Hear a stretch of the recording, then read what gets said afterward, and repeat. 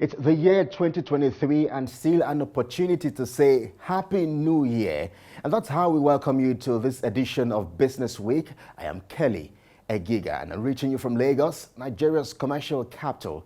Well, the race to Asuquo has continued to gain new momentum even as presidential candidates of all the parties are seeking to rejig the economy by unleashing the energy of the youths, the farmers and the workers. We will make an attempt to dissect and scrutinize the 85-page 2023 Renewed Hope document of the APC's presidential candidate, which captures the economic blueprint and policies of the party. But that conversation will take center stage in just a moment. Please stay with us.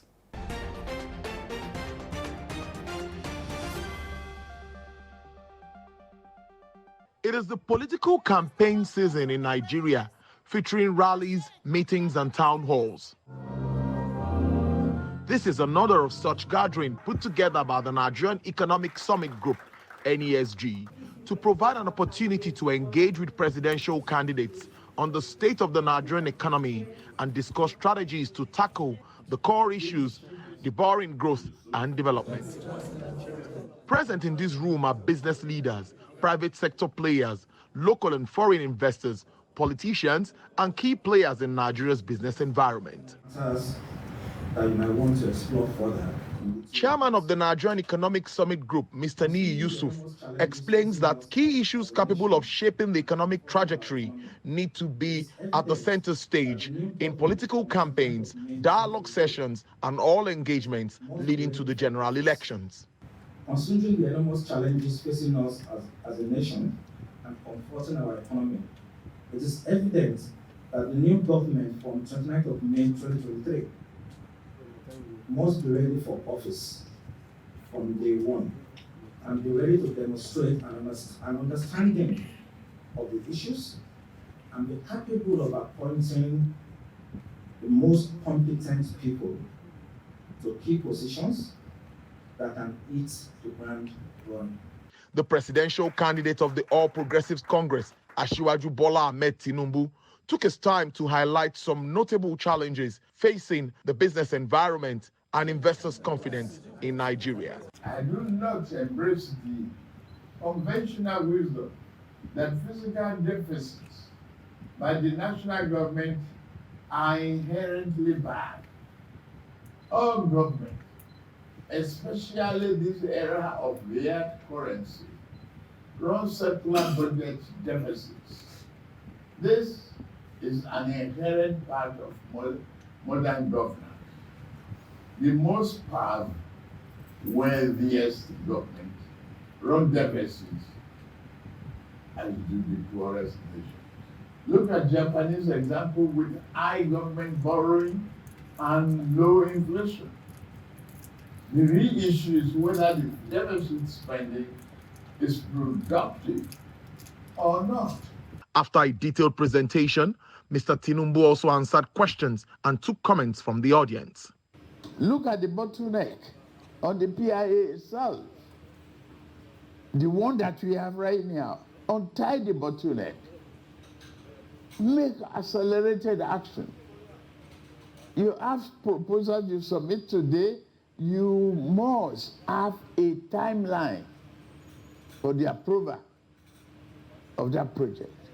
If I know as an investor that I'm giving you this proposal and expected a return within the next 3-4 weeks, and I get it, it's calendarized, I will bring my money.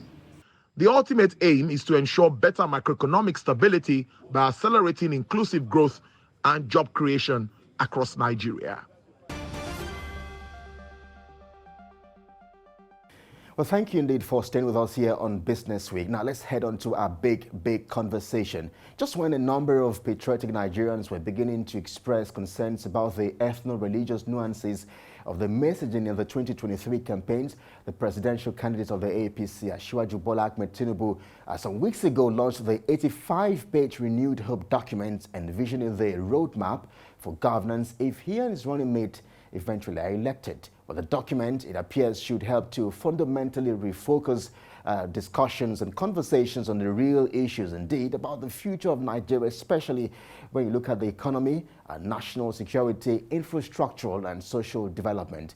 Well, to dissect and scrutinize the Renewed Hope document, I sat down for an exclusive conversation with a Nigerian finance professional, an economist, as well as an investment banker, Mr. Asuquo Ekpeyong Jr.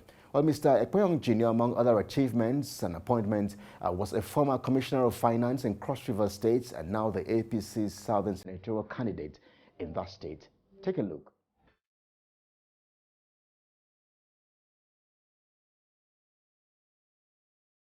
Former Commissioner for Finance, Cross River State, as well as the candidate of the APC Cross River South Senatorial District, Mr. Asuquo Ekpeyong Jr. It's an absolute pleasure to speak with you. Welcome to the program. Thank you very much, Deb. Thank you for having me. Yes, so let's begin why we are here and the fact that I will need your views and perspective on a number of issues. But I'd like to start with your speech or presentation on the Asiwaju Tinubu's economic policy document on SMEs at the business community in Lagos a couple of months back. Can you just reflect on the major takeaways of your presentation? Okay, thank you very much for having me, Kelly.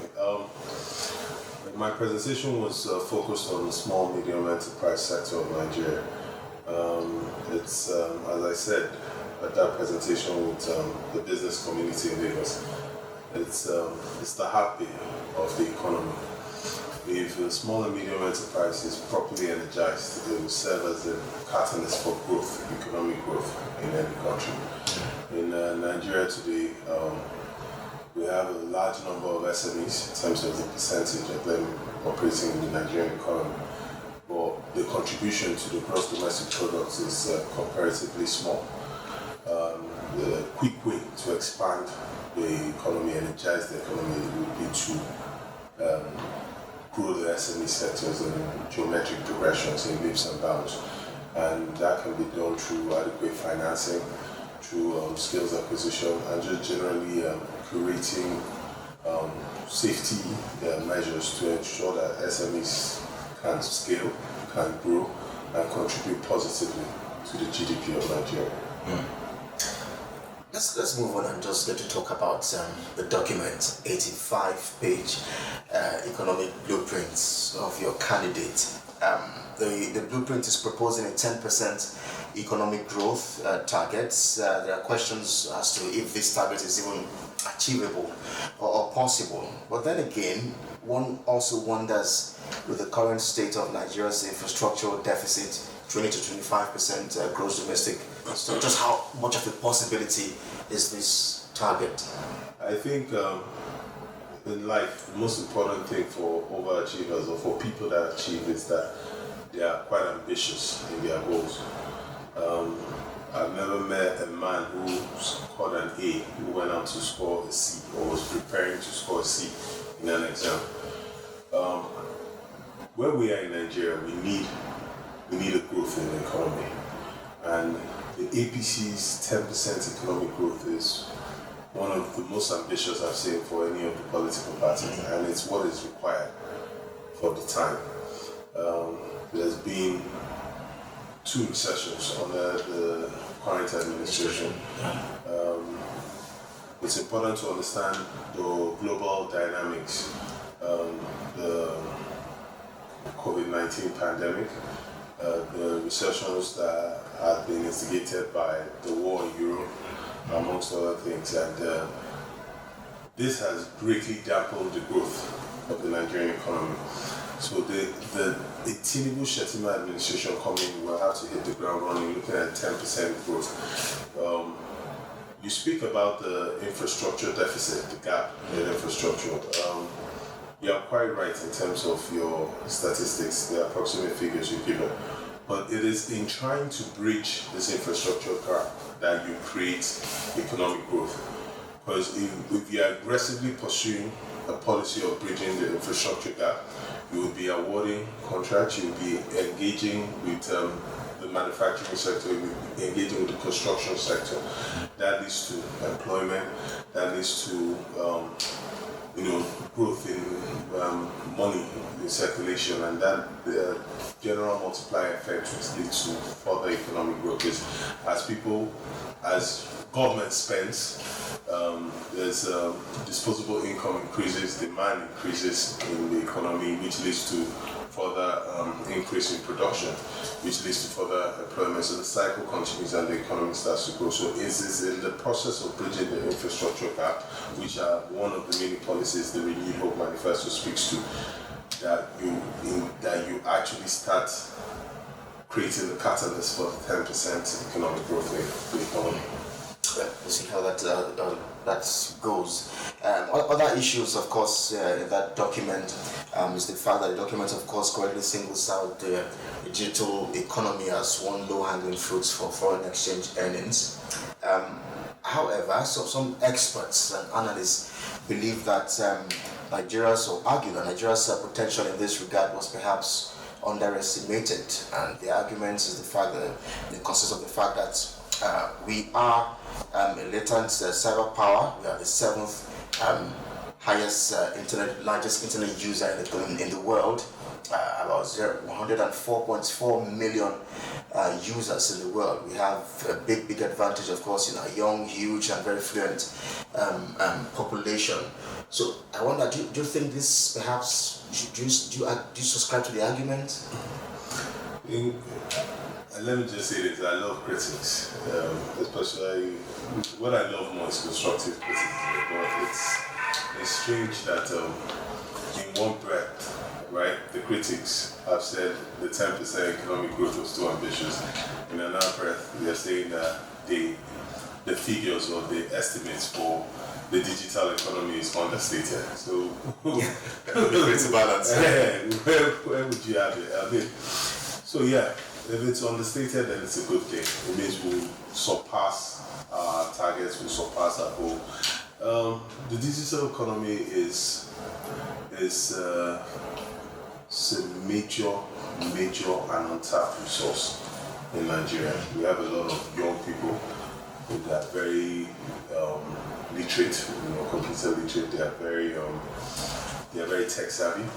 They are almost self-taught in terms of coding and software development, and what they have done over time is they've taught themselves, they've deployed these skills themselves with little or no support from government. Now we're talking about an administration that is coming in that is looking to be deliberate about developing this sector, that is looking to provide the support, whether it's with the broadband master plan, trying to ensure that there's internet penetration, whether it's by ensuring that young software developers have access to adequately priced capital to be able to grow their businesses.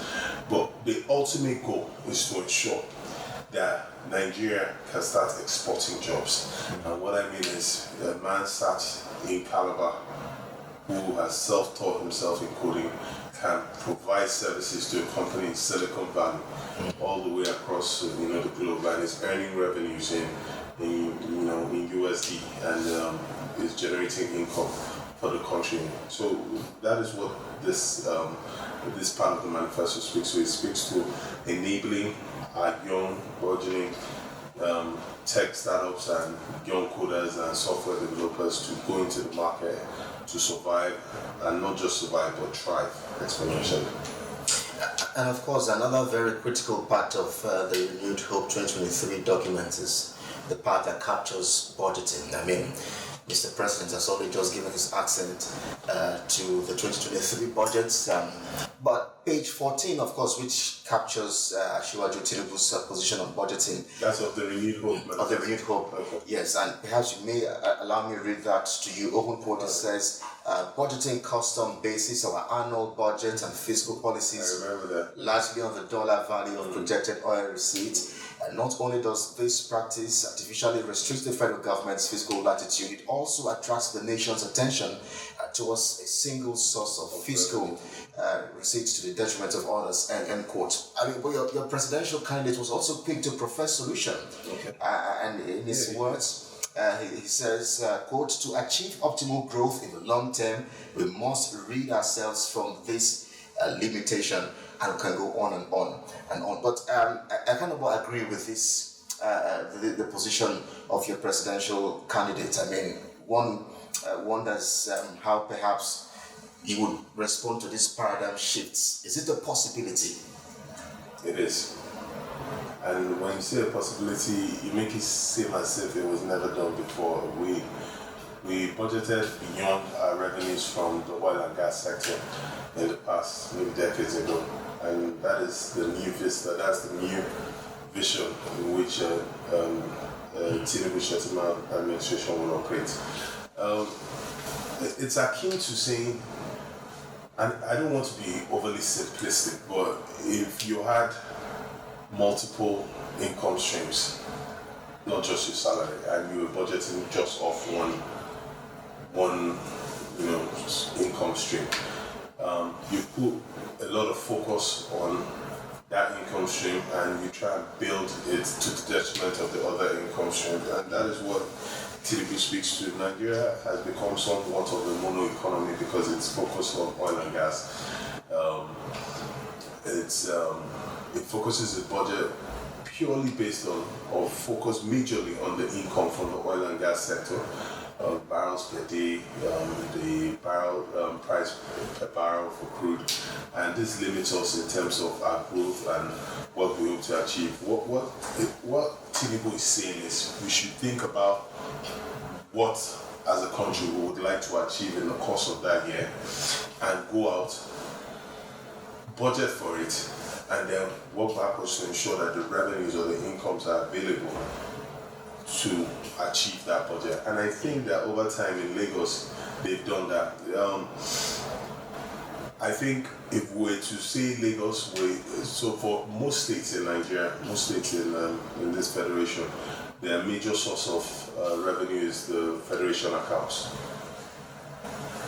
Most states look to the federation accounts as their main income for their expenditure.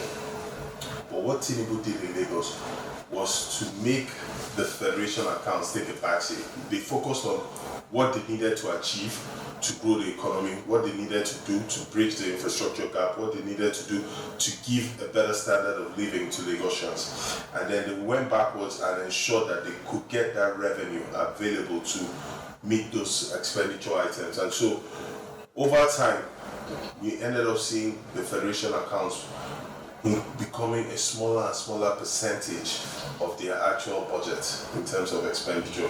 And that gave rise to an improved IGR, improved efficiencies in collections, deploying of technology. That is what I think he speaks to here. Not what I think, that is what I believe he speaks to here. He is talking about a Nigeria where we are budgeting based on what we hope to achieve, the dreams and the goals and what is contained in the renewed manifesto, and we're ensuring that it's not just going to be one income stream that will be available to do that, but we're going to develop the other streams of income to the nation. Removal of benchmark and oil benchmark, I'm not sure what exactly it portends for us. It's exactly what I spoke to you about. So our income from oil and gas is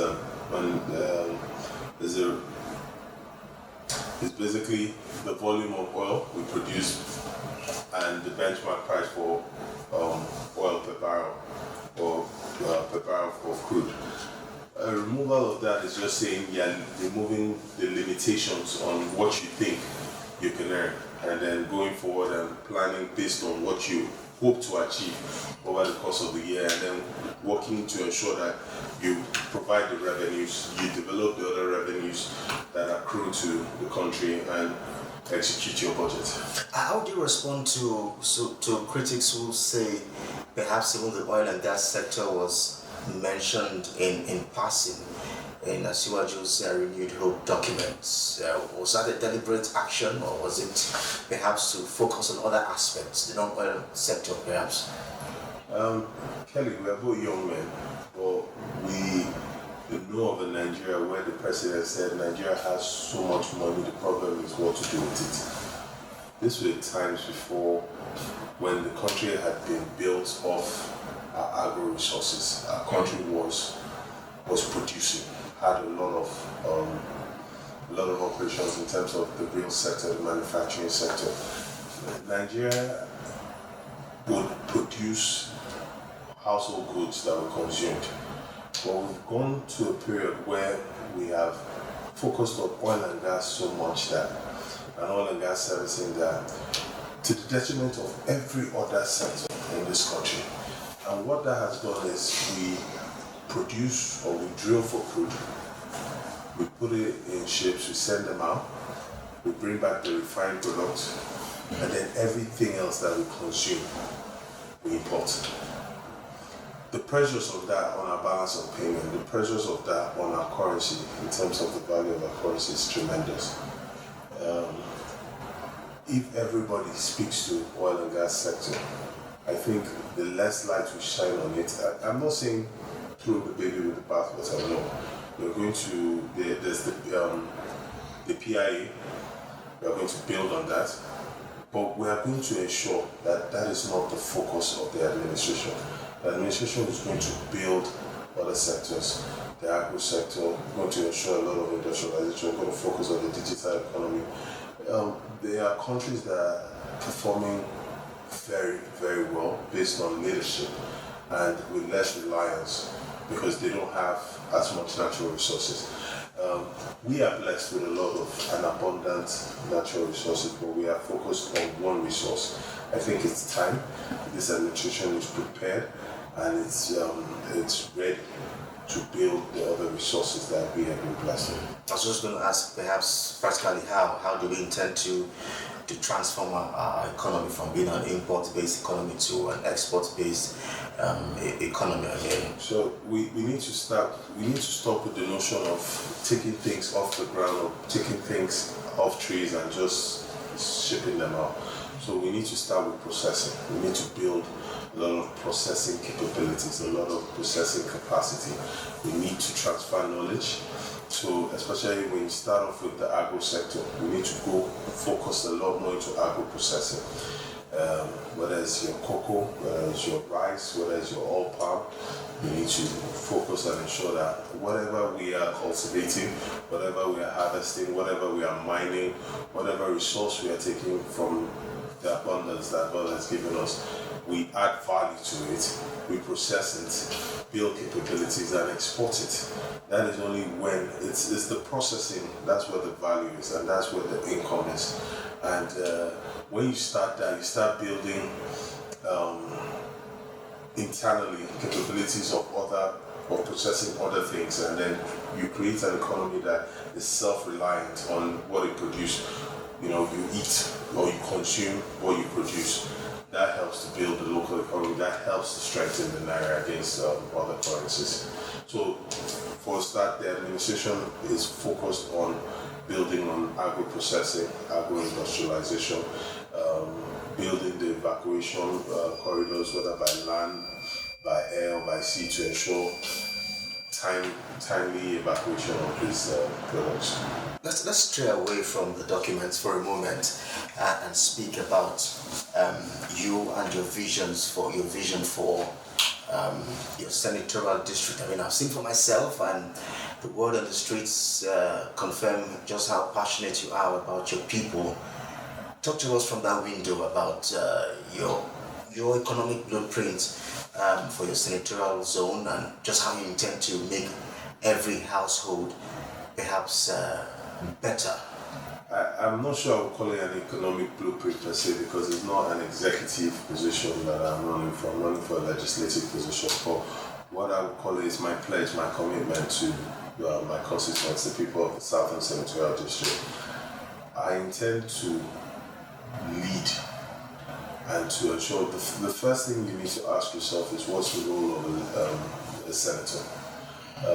It's not just to represent people, to make sure that they get the best part of any policies or laws that are being passed, but it's also in terms of providing and speaking for them as far as where they won't be.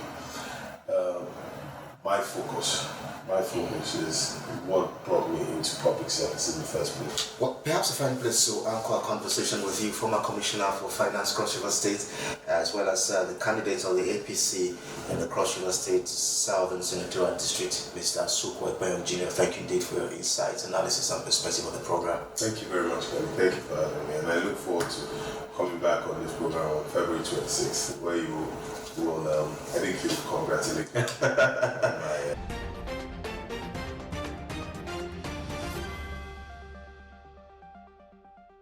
Well, fascinating insights there. It's always an absolute pleasure to speak with the former Commissioner of Finance in Cross River State and the APC Southern Senatorial candidate, Mr. Asuquo Ekpeyong Jr.